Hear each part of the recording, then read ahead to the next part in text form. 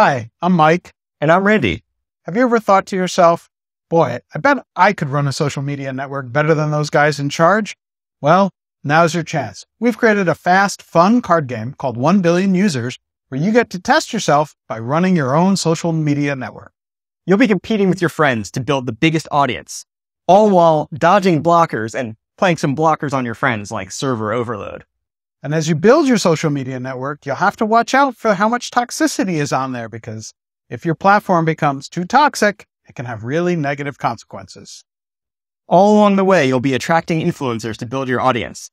But watch out, because others will try and steal those influencers from you with the audience they bring. And you really have to watch out for those pesky trolls. They can bring a lot of toxicity, but not too many users.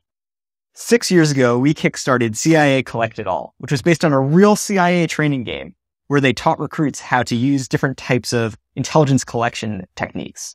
Since then, we've been trying to figure out the right follow-up game and testing out different themes and mechanics.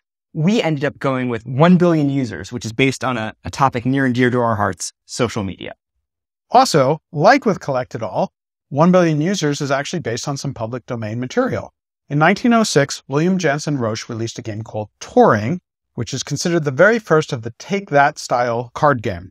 It's a game where players are racing cars trying to get as far as possible while also playing blockers and other hazards on the other players to try and stop them. Touring has been mimicked in a lot of ways by other game developers. Most famously in the 1950s, a game called Meal Born was based on Touring and had very similar mechanics, but became super popular. In fact, for a little while, Meal Born actually outsold Monopoly. As a game, though, it was basically the same as Touring with just a few small tweaks. We've been thinking hard about how to update the game to be both modern and fresh from a mechanical standpoint, and to really lean into the theme and dynamics of social media. To that end, we have a bunch of updates we're excited to share.